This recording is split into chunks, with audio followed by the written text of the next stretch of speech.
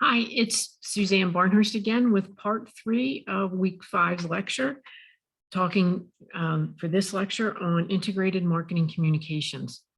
So we've covered quite a bit in this week 5, and now we just completed the product portion, and now we're on to the next P, which is promotion.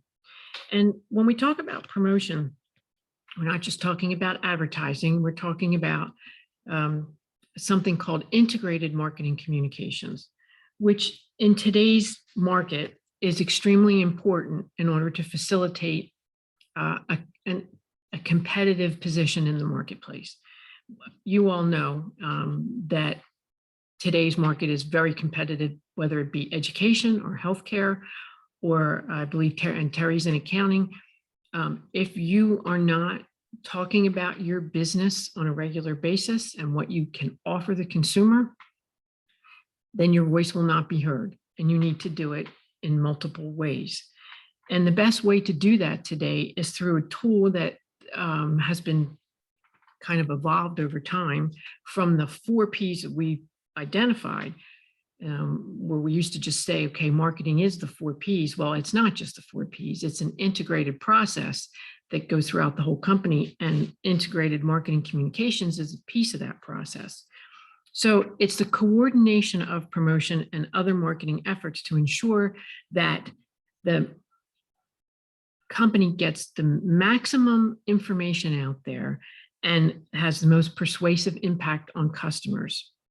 The major goal of integrated marketing communications is to make sure that the message that gets to consumers is consistent. So by integration, what we mean is that each promotional effort that you do, whether it's an event, a cause marketing program, an advertisement, a tweet, a post on Facebook, any tools that you use to promote your product has to have a consistent message. And it also has to have a consistent look. An example of that is Lehigh Valley Hospital recently built a new brand mark. And it's a little circle with 3 different colors, and it has a name. The name escapes me at the moment. But they have used that brand mark on all of their advertising and on all of their signage at each of their individual healthcare outlets. They use that brand mark so that eventually when you see those colors and that brand mark, you'll think Lehigh Valley Hospital Network, because it's so frequently used and consistent. No matter what part of Lehigh Valley's health system you access, you're going to see that mark. So that's part of the consistency, but that's not all there is. The goal is to send a consistent message, but integrated marketing communications gives an organization a way to coordinate and manage its promotional efforts. So there's different ways to do that, different tools. And what it does is it encourages and fosters long-term relationships with the consumers and the efficient use of promotional promotional resources, so that you're not developing different promotional resources for different departments or different programs that you're running. You use the same consistency throughout. And when you do so, the consumer begins to recognize your brand on a regular basis and here's your message, and it begins to get to the top of mind, as we talked about last chapter. So it's increasingly effective for a couple of reasons. First of all, today when we use mass media, which is television, radio advertising, it's very high cost and it has an unpredictable audience. You're not sure who you're actually getting. You can target some, like on television now that we have so many cable channels, you can pick a specific cable channel and they'll be able to tell you for these particular programs what the audience looks like for them, whether their age, what their demographics are, age, interests, that sort of thing. And you can target your commercial or put those commercials during that time. But still, it's not as specific as building a relationship through digital media, or maybe even a direct mail piece through to a targeted audience in a targeted geography, like we saw on the Claritas zip code exercise I had you do. So mass media is not used as it's not as effective for those two reasons. Too expensive, and it's kind of unpredictable. More precisely targeted tools such as direct mail, the internet, specialty magazines, cell phones, mobile applications, and outdoor boards. I don't particularly think outdoor boards are more precisely targeted, but those things that I just mentioned, other than outdoor boards, are very easy to build relationships with people because the consumer has an interaction with you. Another thing that integrated marketing communications does is collect data, and database marketing allows marketers to more precisely target us. We all know what it's like when we're online and we have to accept the message at the bottom that comes up that says we accept cookies. So they can track what we're doing and then send us related advertising. Now, not all sites send you related advertising, but you'll know what they are when you look something up and your page is littered with advertising for stuff that you either had a minor interest in or had looked up. And I know you all have experienced that. There are promotional related type companies out there that will do all this coordinated media for companies. It's extremely expensive, but it also means that because it's gotten so expensive, that means the marketing implication is that we as marketers have to demand that the communication that's put out is evaluated on a regular basis and look for a return on investment. And there are ways to measure that. Specifically in digital marketing, there's a way to measure what you get as a return. Google Analytics has done a good job of that for enabling smaller businesses to do the same without a lot of cost to them. Some of the specific communication vehicles that are used are the changing technology and customer interests. Because the technology changes so much and then the consumer interest changes so much, there's things that they can use to keep up with that. And that includes integrating, customizing marketing communications using a database. And through digital media, there's information that companies can give to consumers about products and services, and then coordinate that with their traditional promotional activities. So they can get up close and personal using digital media. That's where consumers can interact with them. And then they can coordinate that with traditional promotional things like advertising, direct mail, which we don't see that. Well, we do see direct mail, but we don't see big companies doing that. But we'll see television ads or hear radio ads that back up what you are hearing in your digital media. So the text has a brief explanation of the promotion and the communication process to make you aware of why the marketer has to be so specific about the message. And I'm just going to briefly touch on this. So we know that communication is the sharing of meaning, and somehow that sharing has to be done through the transmission of a message. So in this figure 16.1, it shows us the source. The source is, let's say, the company or the organization, whether it be a nonprofit or a for-profit. So the source develops and puts out a message that is then directed to the receiver. And a receiver is usually an individual, or an audience is more than one receiver. That receiver then it accepts the message, and then the text through some specific communication channel, whether it be a text or an advertisement or a print media of some sort.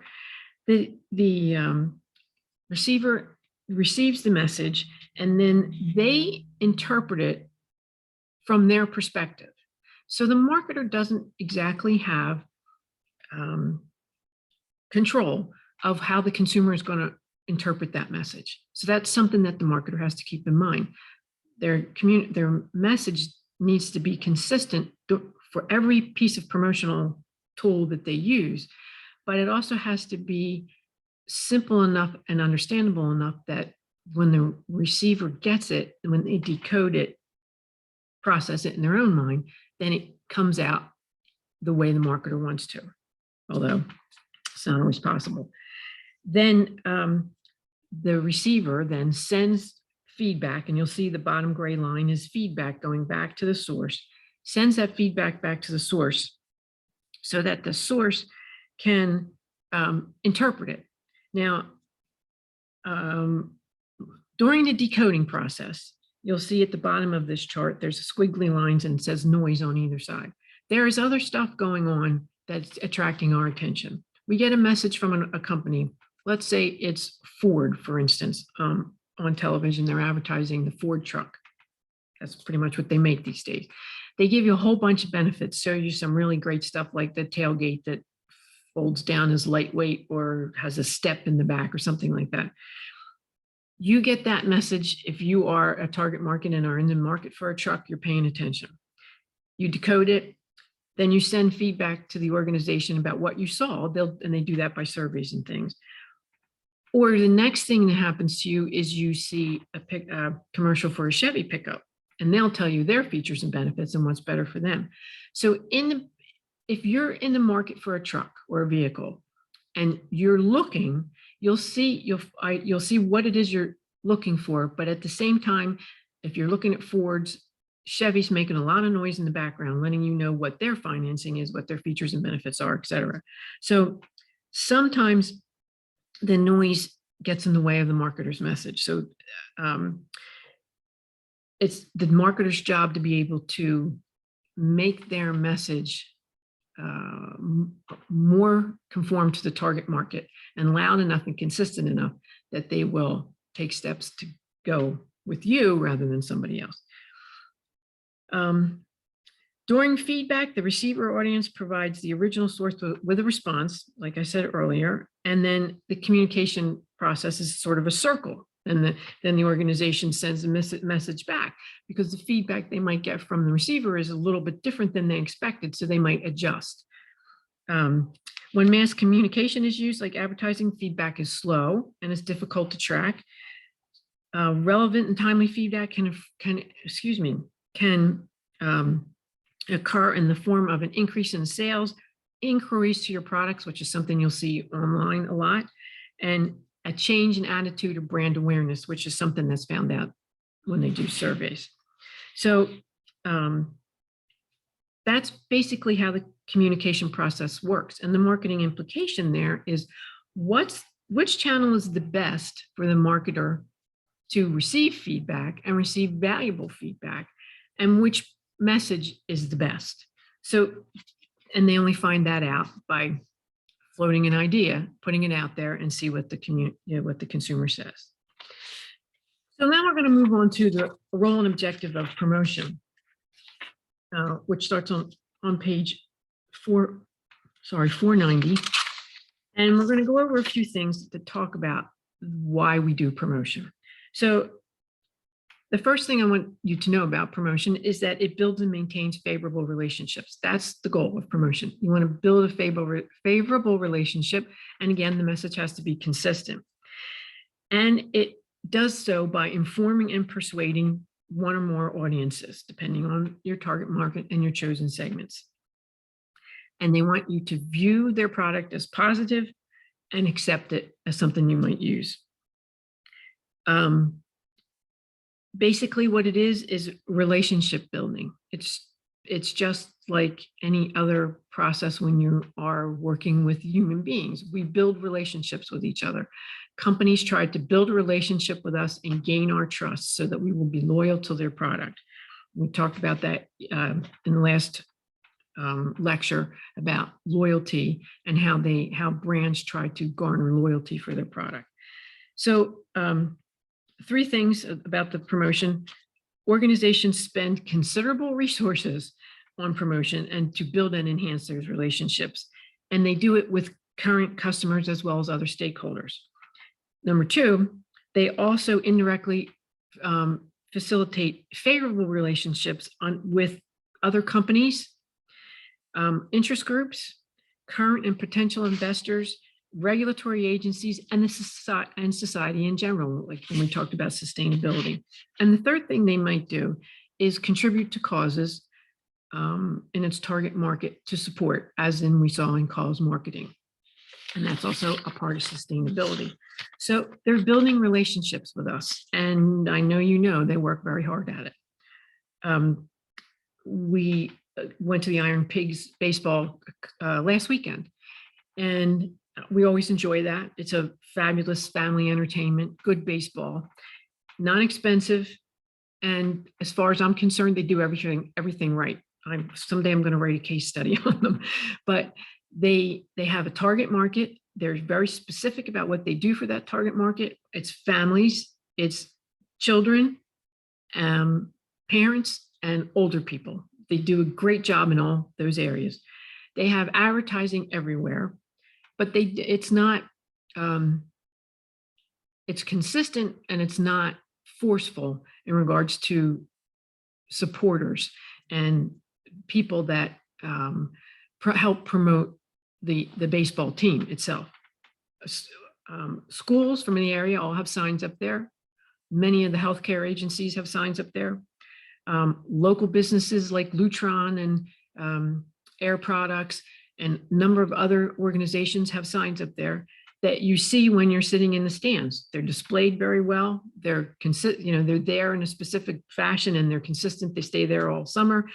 And those companies also co-promote some of the events at the Iron Pigs. So there's constant information there about companies, but it's not overbearing, and it's clear that they are in support of that family organization, which is Iron Pigs Entertainment. Okay, so for maximum benefit from promotional efforts, marketers must strive for several things: proper planning, implementation, coordination, and the control of that communication. They have to maintain control of that communication. You can't let a wayward manager somewhere start marketing their own product on their own when you're trying to do integrated marketing, consistent communication. So effective management of that is based on information and feedback from customers and the marketing environment, what's happening in the environment.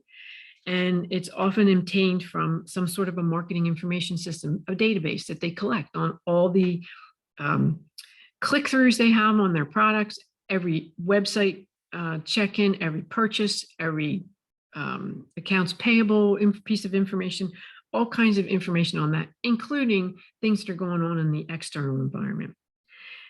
It also takes integrated marketing communication planning also takes into account informal methods of communication, such as word of mouth and independent information sources on the internet.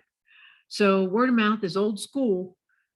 You can call digital media word of mouth because we definitely share with people when we see something that we think others should know or something we favor. So that's part of word of mouth, but old-fashioned word of mouth is, I need a plumber, I ask my colleagues, who do you use for a plumber? That's old-fashioned word of mouth. And then marketers need to keep that in context and keep informed about that, because I think the statistic is 94% of the time, if we ask someone and they trust somebody, we will go with that person because we ask that colleague because we trust them. So word of mouth communication, physical word of mouth, face-to-face, is extremely important. Promotional objectives vary depending on the organization. And there's some other ways they vary too, and I'll mention that. We're continuing on the role of promotional strategy. It creates awareness. An organization introduces a new product, they want to make consumers aware. And in order to do that, they have to go through a communication process. If they have an existing process, they usually use their promotional efforts to increase awareness again, tell us about the features and benefits, talk about the image issues. You know, we want to present our product in a specific way that gives it a specific image, then we'll use promotion for that. Another reason we do promotion is to stimulate demand. And we stimulate demand for new products, and we stimulate demand for old products, products that have been around for a while.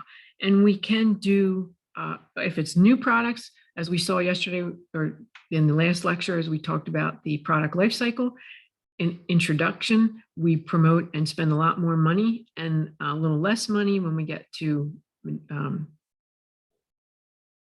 maturity. But when we are promoting for a specific brand and something that's been out there, when it's in maturity, we might spend less money and use different promotional tools. We might not do the same. We may use advertising. We might do price discounts, free samples, coupons to encourage people to continue to use our product. Another reason for using promotional tools is to encourage everybody to try it. In that way, companies might give you a free sample. You get to test drive a car. You might get it into a contest where they offer you, if you do the contest, they'll give you free samples of their product or something. They may even do an event where they are sponsoring something and they invite you there to the event to test their products. Another reason we do promotion is to help identify prospects. We might have a target market and particular segments in mind, but we may put our product out there and find out that there's another group that we missed because we weren't thinking that they might view this product that way, or maybe we didn't do good enough market research. There's a number of reasons why we might find that out. Sometimes customers who respond usually have a higher interest in the product, and the organization can follow up with them because we may have identified some prospects and others turn out not to be as interested as we thought they were. Another reason to use promotion is to retain loyal customers. It costs 5 times more to get a new customer than it does to retain an old one. So if it costs you $100 for retain an old customer, it costs you $500 to get a new one. So then in order to be more effective and efficient, you want to retain those people. So you will work on maintaining a long-term relationship with them. You will use promotional activities that are specifically directed at consumers that are already using your products. We might give them the frequent buyer cards that we get or that you scan into your phone these days. And we might give them special offers. I should have brought it up. I should have it here with me. I just received a direct mail piece, which really surprised me for one thing, from Roadrunner Sports, because I buy some of my exercise stuff from them. And they sent me a card that says, "You're leaving $20 on the table." And it was kind of a strange little message, but what they were telling me is they'll give me $20 off of my next order if I order within a certain period of time. But it was a direct mail piece in the mailbox. So they're encouraging me. They want me to stay with them and come back. Retaining reinforcement advertising assures current users that they've made the right choice. That's another way we retain them. So Apple does fantastic commercials around that, where they do these feel-good commercials, especially around Christmas, where they show everybody using their iPhone, taking pictures of the family and standing around the Christmas tree and being in a city where there's a lot of people and being kind to the person next to you instead, because it's the holidays. So they reinforced to us that we've done a fabulous thing buying an iPhone, because look at what we can do and how much love we can spread among our family and even strangers.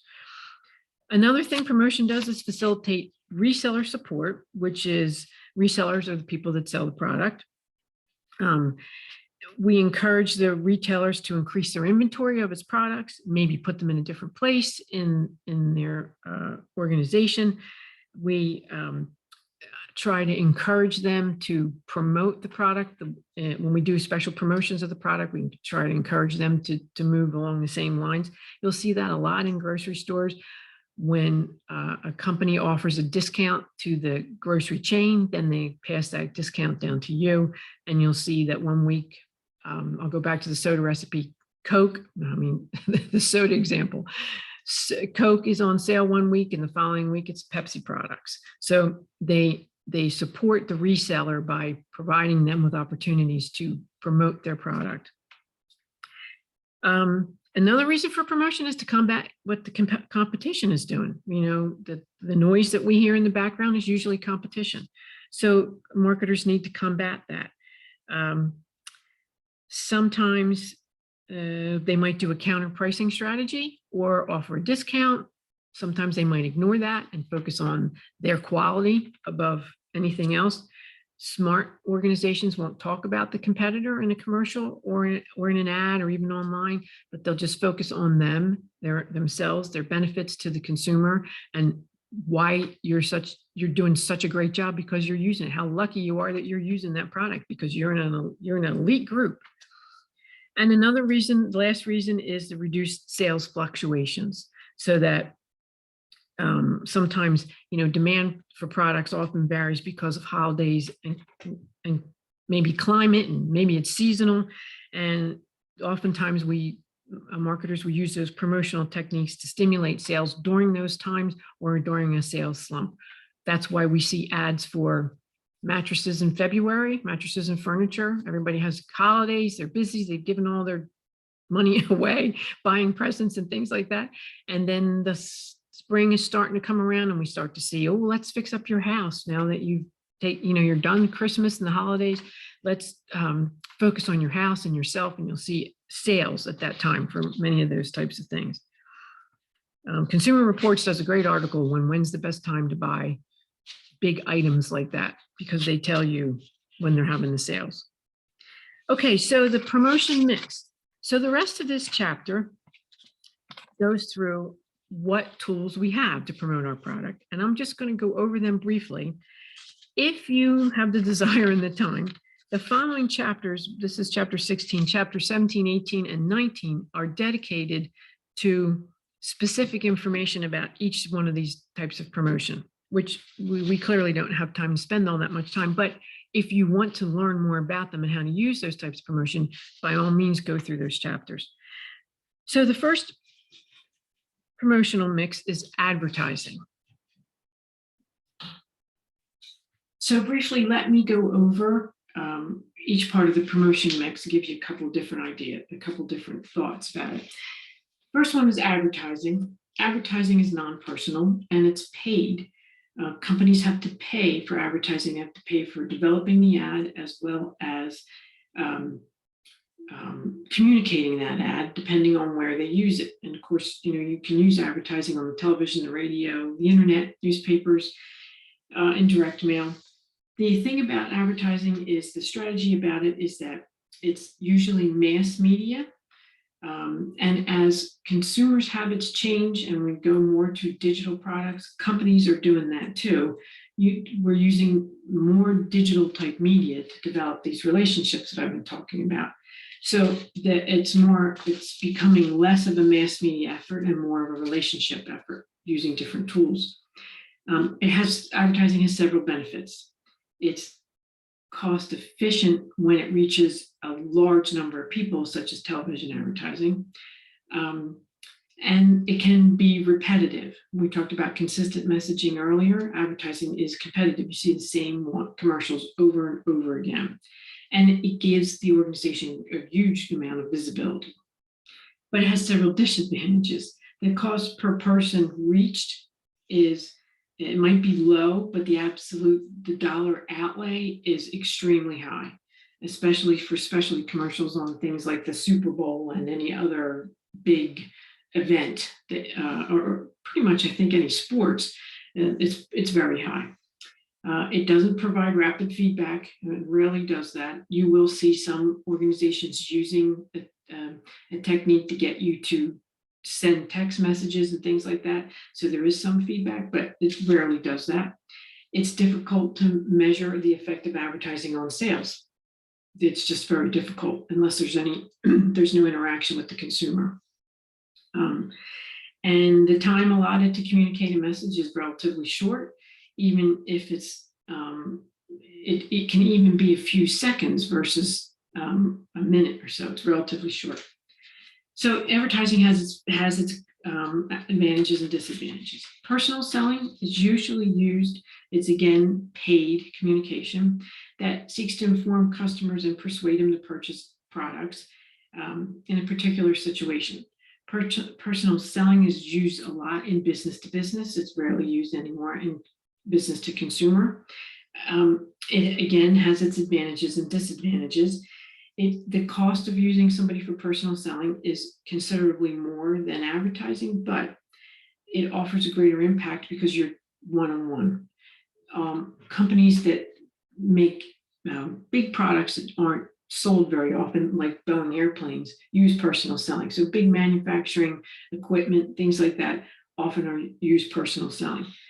It does one really good thing, and it provides immediate feedback. So if you want to get your customer feedback on a regular basis, you have a sales force, and that sales force is part of your database gathering. They gather information for you.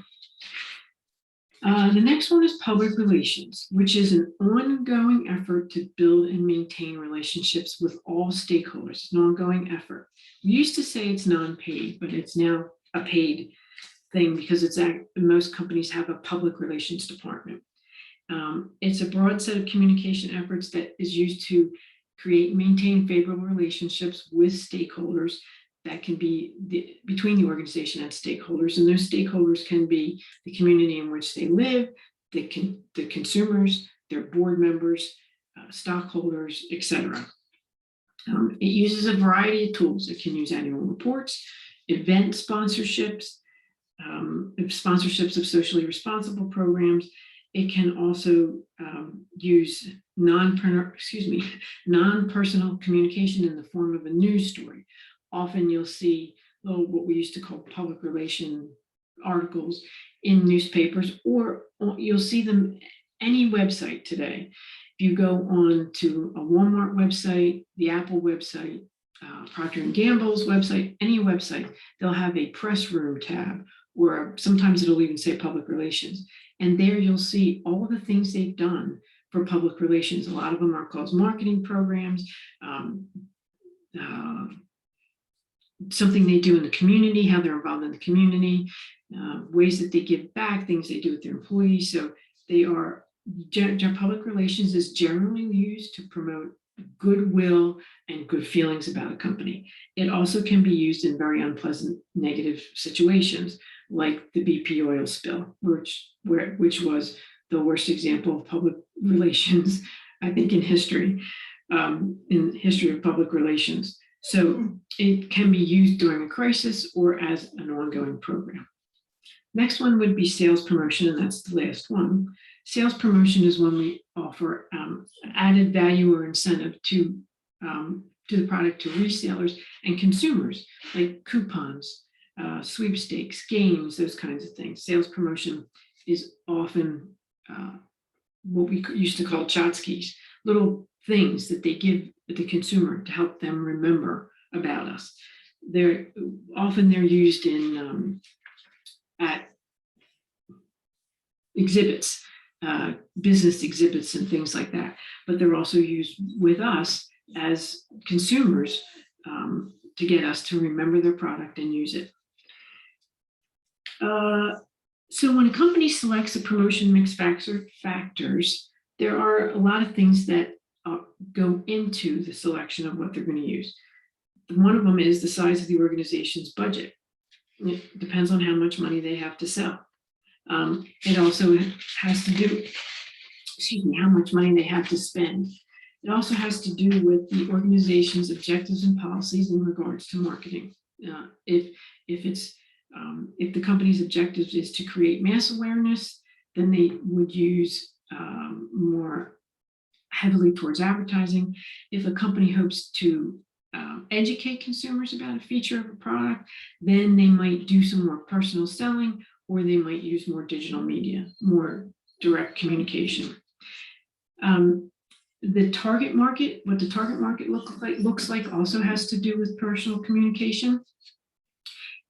Maybe the size of the geography, maybe the market itself is limited, so maybe personal selling is a good way to do it. Maybe the size of the market is huge, so we're going to do more mass media. Demographics have a lot to do with how you promote to target markets. You're going to promote some products to younger married folks, people, adults who have a family, adults who don't have a family, or what we used to call double income, no kids. There's a couple different categories out. There's the category of baby boomers, where advertising is definitely about different topics and done differently than you would do to the younger people. Depends on the seasons of people's life. Another thing we take into consideration is the characteristics of the product. Seasonal products have a different emphasis. Products price influences the composition of promotion. If we saw in the last chapter, the different types of products, convenience, shopping, and specialty. If it's a specialty product, then the kind of promotion you're going to use is going to be more upscale. If it's a convenience product, you might have something like a Doritos commercial. If you remember those from the Super Bowl, they were pretty funny. And they remind us that snacks basically are fun and taste good. So the totally different types of promotion. Where the product is in the life cycle, like we talked about in the last lecture. Life cycle dictates how much, what kind of promotion, and for how long. Okay, let's see. And how you use the product is the last one I wanted to mention. If it's a personal product, you may not be doing mass communication because people don't like to talk about personal stuff, like hygiene products. On the other hand, you may be like Old Spice and kind of make fun of us and the use of personal products. And the product can definitely dictate what type of promotion we use. The cost of promotional methods and availability of promotional techniques are major factors in trying to develop a promotional mix. As I said, costs are very high when it comes to national advertising and sales, personal sales, but costs are low when it comes to using other promotional things. Okay, the last thing I want to cover is the impact of word of mouth communication, which is personal informal exchanges of communication, like the office, like if your friends at a tailgate party, your friends, your coworkers. But marketers understand the importance of word of mouth communication and attempt to identify opinion leaders. I think a couple lectures ago, we talked about influencers. So opinion leaders or influencers, and marketers will get those people to encourage them to try our products in the hopes that they'll spread favorable comments. And the best way they do that is through social media. It was in Dan's discussion forum last week about Starbucks. Was it Dan? Yeah, that I talked about the influencers that they use to help promote the design of the Christmas cups, which was a really interesting story about how Starbucks went and recruited these influencers to make these artistic designs for cups. And then they had the influencers spread the word on their Instagram and Facebook pages. And it was a very, very successful campaign getting people to come to Starbucks to purchase those cups, and they got to choose their design. Electronic word of mouth is spreading the word on digital media, as I mentioned earlier. It can be used in something called buzz marketing or viral marketing. Viral marketing is a strategy that gets the consumers to share the message, and often through social media or email, and make it spread quickly and dramatically. Buzz marketing is an attempt to incite public excitement about a product through some kind of creative event. So that's a different tactic, but a way to get people paying attention.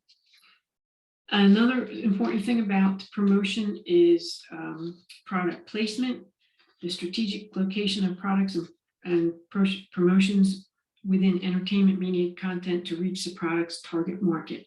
So when a company decides they have a specific target market, where they place it is important. It needs to be where the target market is. And I use this example again in the discussion forum post this semester. When you go to the grocery store, if you've ever noticed, in the cereal aisle, all the adult cereals are at the top, all the children's cereals are at the bottom. So who are they targeting? Kids are little, they're walking through the grocery store, all their cereals are at the bottom. We adults are a little taller. So in my particular giant, there's 4 shelves. The top one is adults, the next one is adults mixed, not quite as healthy as the adult shelf. And then the next shelf down starts with kids, and the bottom shelf is usually kids, Fruit Loops, Frosted Flakes, all those sugary cereals. That's product placement. That's targeting the specific market just by putting the product in a certain spot. You'll notice when you go to grocery stores, they have something called end caps, all those products that are on the end aisle, and they'll all be grouped together in a certain configuration. Seasonally in the summer, they'll have all the ketchup, all the mustard, all the relish on sale. They might even have rolls laying there that have hot dog and hamburger rolls to get you thinking about barbecues, those kinds of things. So product placement can sell a whole product line and do it very conveniently for the consumer. What are some criticisms and defenses of promotion? Well, some people say promotion is deceptive if the promoters don't tell the truth. But there are laws and government regulations that try to help avoid that. But we know that if you watch a commercial on television for a new car, they'll give you one price that says you can lease this vehicle for $299 a month, but the vehicle they're showing you is not the vehicle that you get to lease. The vehicle they show you is the loaded one, the loaded model, which is a lot more than $299. Does promotion increase prices? Well, the text says that it's often blamed for that, but if promotion is working to stimulate demand and producing and marketing larger quantities, can actually help reduce prices. Depends on if you're promoting or educating. I believe content marketing, which is more education, will increase demand. I don't necessarily agree that promotion or advertising is going to do that much more to increase demand, but it depends on the promotion tool used. Other questions people ask about promotion is, does it create needs? Does it encourage materialism? Does it help customers without costing too much? And should potentially harmful products be promoted? These are all questions that organizations need to ask themselves when they do this, and hopefully they will remain ethical organizations and do what's right in regards to promoting their product.